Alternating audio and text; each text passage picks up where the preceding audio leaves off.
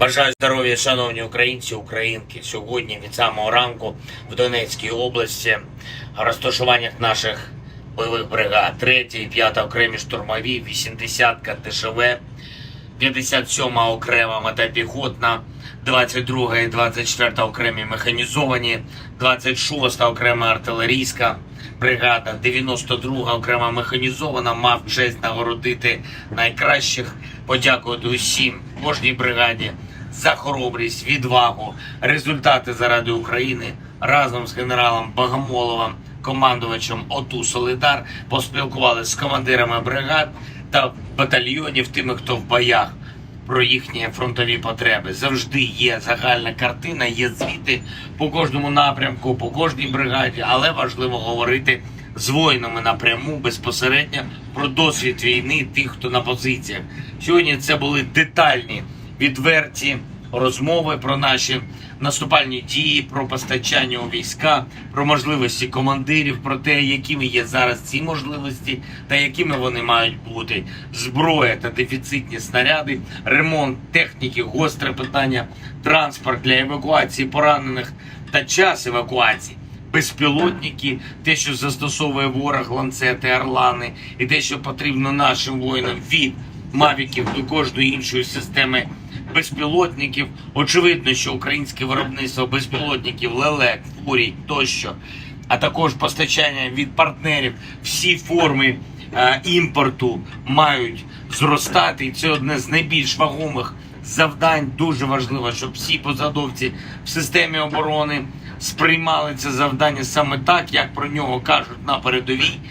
Безпілотники – це витратний матеріал, їх має бути стільки, скільки треба, саме воїнам треба нашим, щоб рятувати життя та забезпечувати результати в бою. Є що робити в цій сфері. Рано говорити, що нібито робиться достатньо.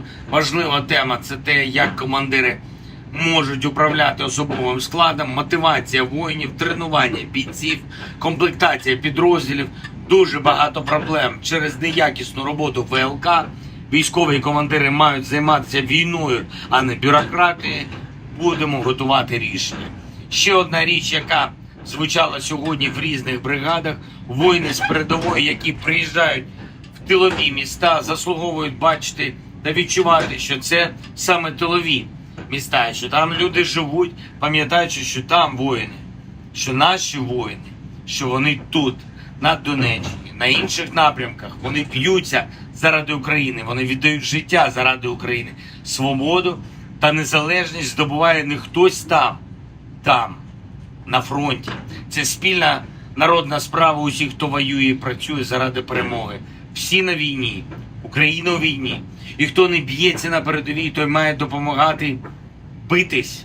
І не у барах, не в клубах, не перегонами на вулицях, чи якимось там показовим споживанням, а цілком конкретною допомогою воїнам.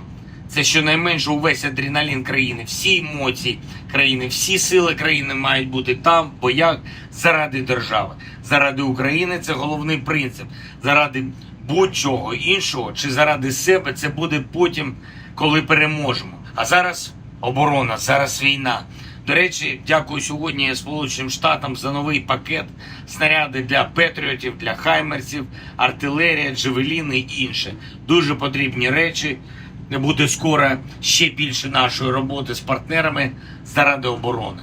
Я дякую усім, хто постійно допомагає. Слава усім нашим воїнам, слава нашому міцному народу і дякую нашій Донеччині за цей день.